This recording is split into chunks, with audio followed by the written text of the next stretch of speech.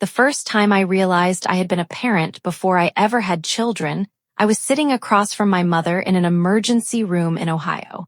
She was 64 years old. I was 38. And the doctor had just asked me a question that made me feel like the floor had disappeared beneath my chair. Are you her daughter?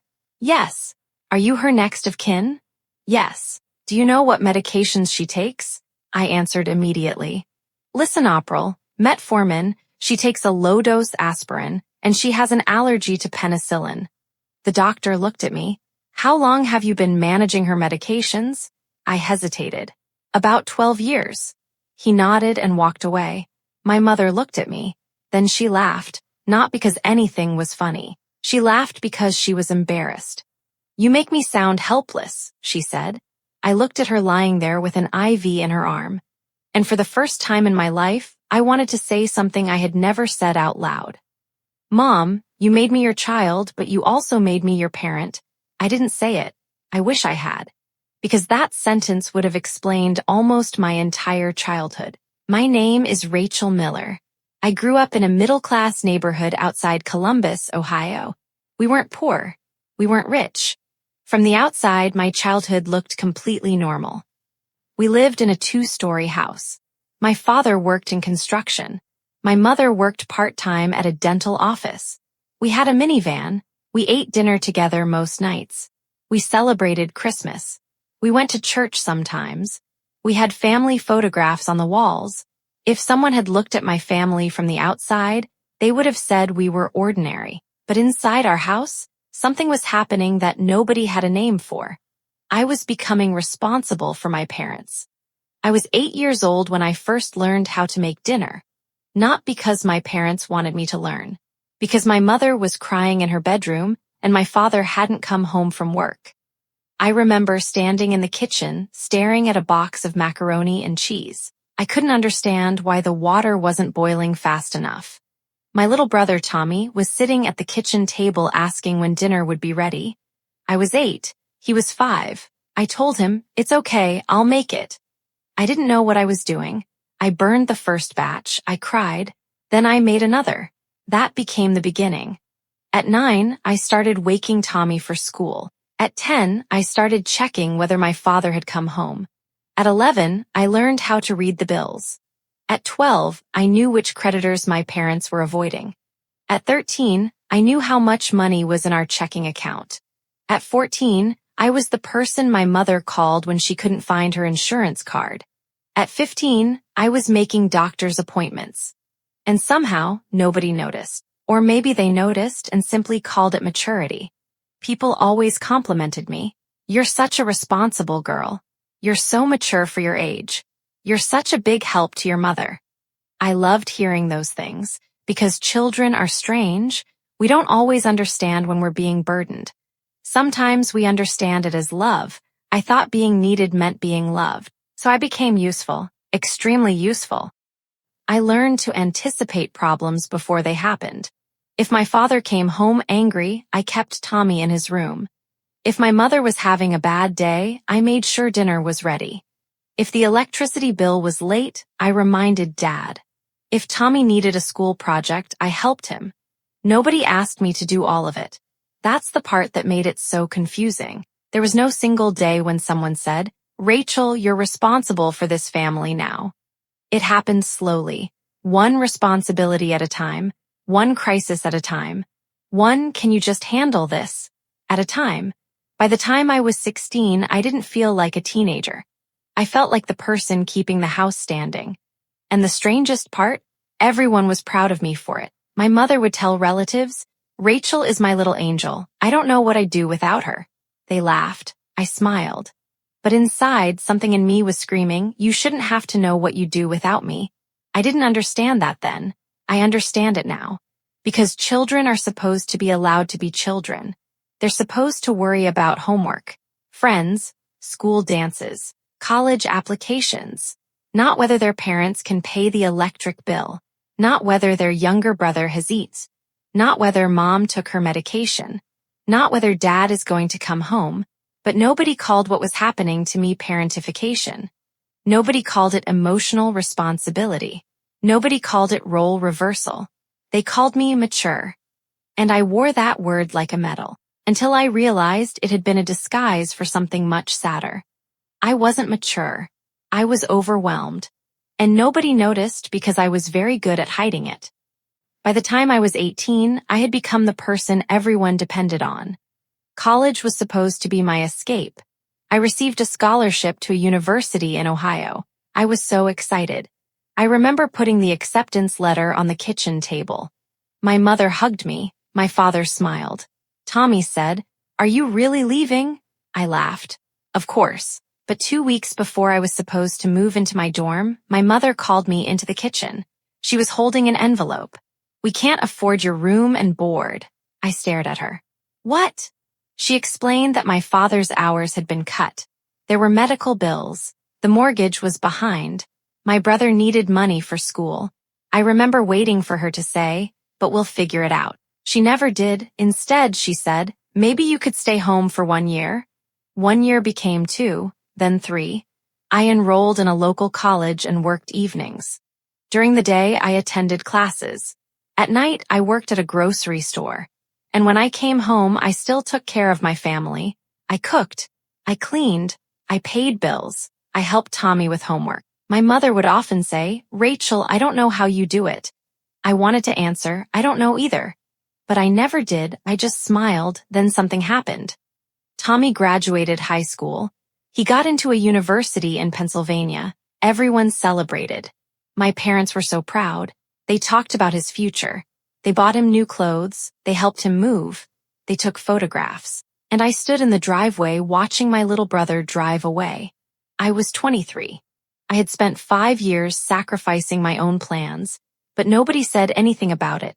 Not one person. That night, I went into my bedroom.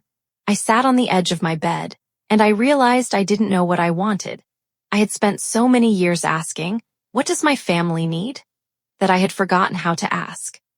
What do I need? That question terrified me. Eventually, I moved out. I rented a tiny apartment about 20 minutes from my parents. I thought distance would fix everything. It didn't. My mother called constantly. "Rachel, can you come over?" "Rachel, I don't know how to pay this bill." "Rachel, your father isn't feeling well." "Rachel, Tommy needs money." "Rachel, can you pick up groceries?" I kept going, because saying no made me feel guilty. And guilt is powerful when you've spent your entire childhood believing your worth comes from being useful. Then I met David. David was kind, patient. He liked the fact that I was responsible. At first, I thought that was a compliment. Eventually, I realized I had chosen someone who was comfortable letting me take responsibility for everything. We got married. Then we had our daughter, Lily, and something changed.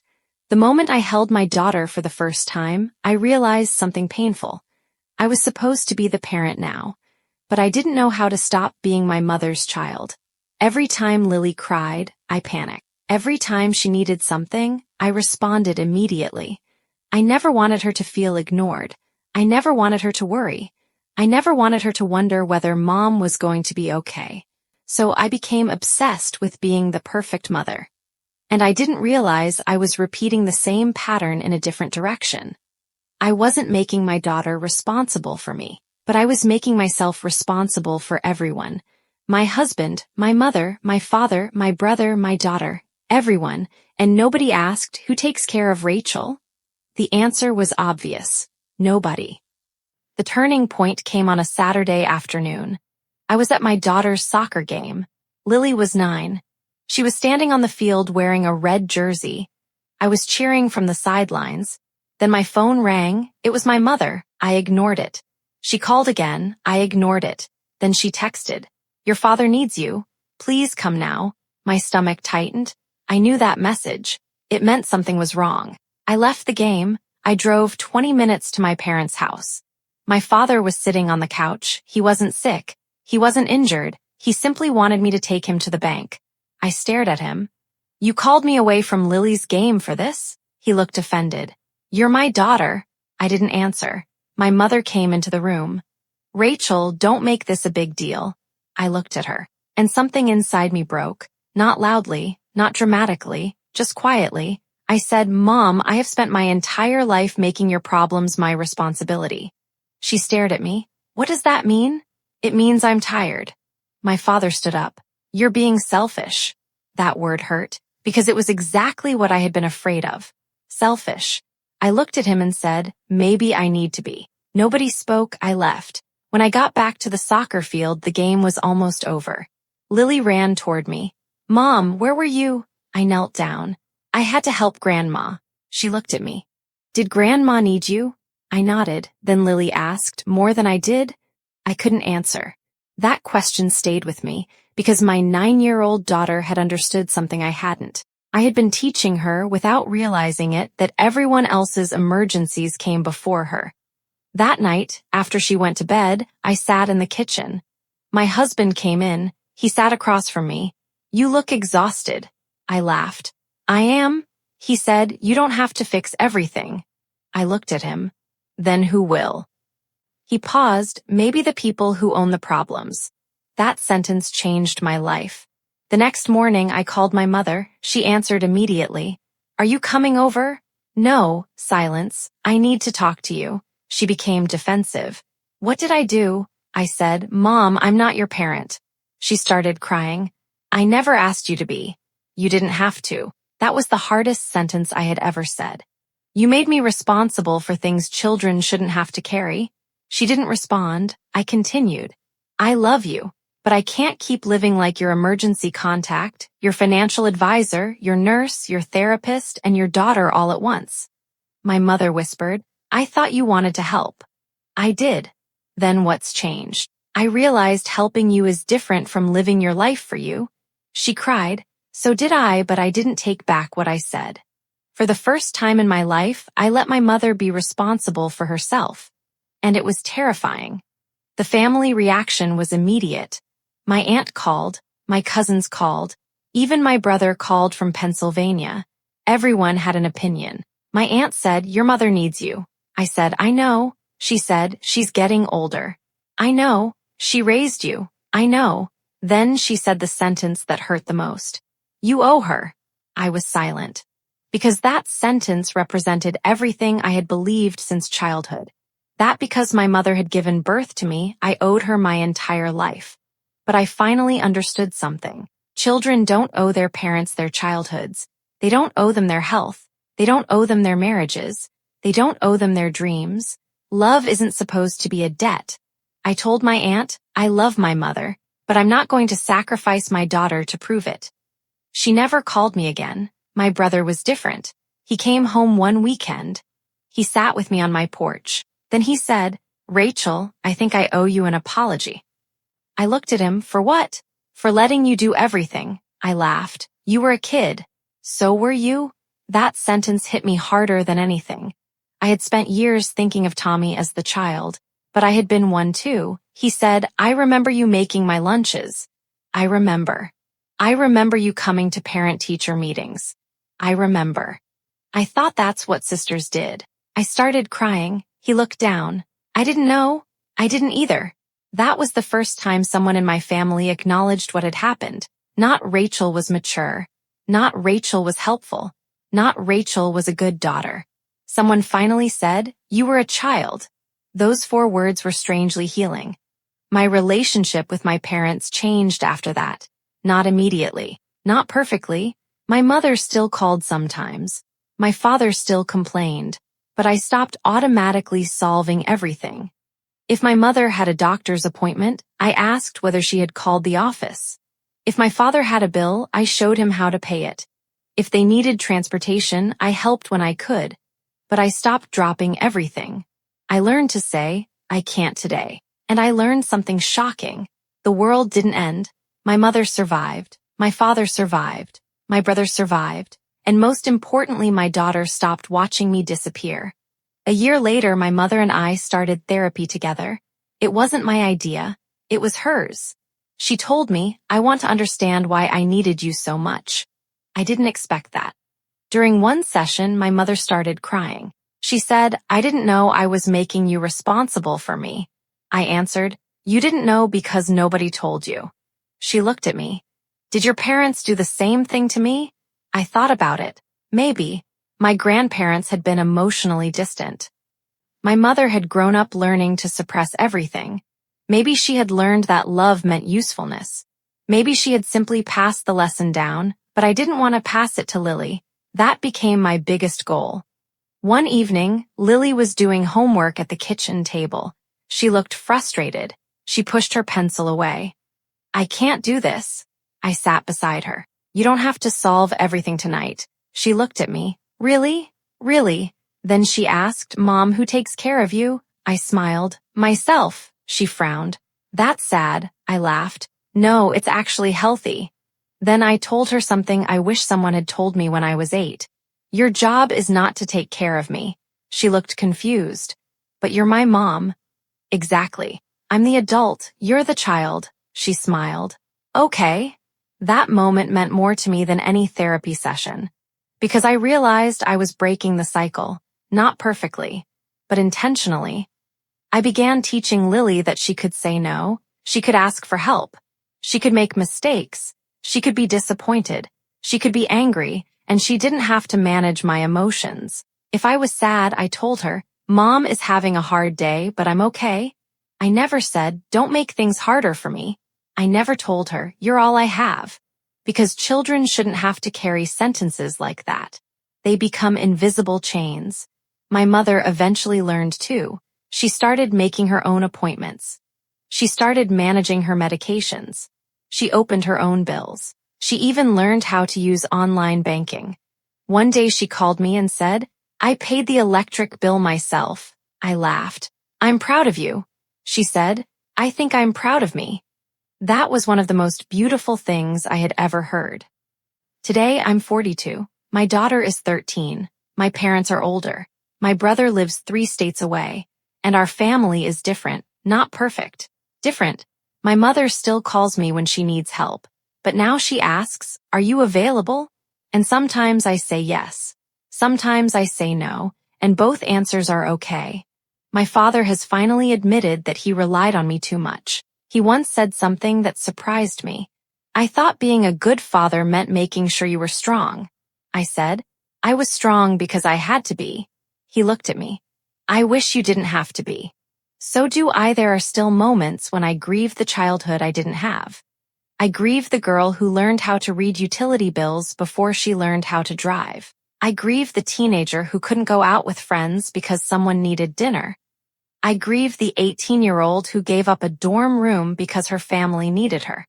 But I don't hate that girl anymore. I understand her.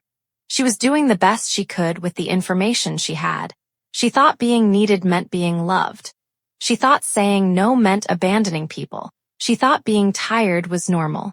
She thought everyone else's problems were her responsibility. She was wrong, and I wish I could go back and tell her that. I would sit beside her in that little kitchen. I'd watch her stir macaroni and cheese while her little brother waited at the table. I'd put my hand on her shoulder, and I'd say, you don't have to do this alone. You're allowed to be a kid. You are not responsible for saving everyone. You don't have to earn love by being useful. And most importantly, someone should be taking care of you too. That's what I understand now. When a child becomes the parent, people often praise the child. They call them mature, responsible, strong, reliable. But sometimes those compliments hide a painful truth. That child may not be strong because they want to be. They may be strong because nobody gave them permission to fall apart. And when nobody names what is happening, the child grows up believing it is normal. Then they become adults who don't know how to rest. Adults who feel guilty saying no. Adults who panic when someone is unhappy with them. Adults who believe love means sacrifice. Adults who don't know what they want because they've spent their whole lives asking what everyone else needs. I know that feeling. I lived it. But I'm not living it anymore. My daughter knows that she is my child. She knows she can come to me. She knows she can fail. She knows she can disagree with me. And she knows she doesn't have to take care of my emotions. That is the greatest gift I can give her. Not a perfect childhood. Not a perfect mother. Just the freedom to be a child. And maybe that's what healing really looks like. It isn't forgetting what happened. It isn't pretending your parents didn't hurt you. It isn't hating them forever. Sometimes healing is simply learning where their responsibility ends and yours begins. I still love my mother. I still love my father. I still help them. But I no longer confuse love with responsibility.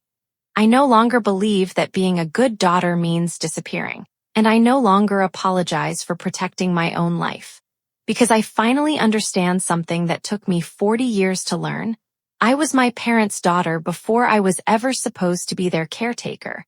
And my daughter will never have to wonder whether she is allowed to be a child, because I will tell her, again and again, as many times as she needs to hear it, you are my child. You are not my parent, you don't have to save me, just be you.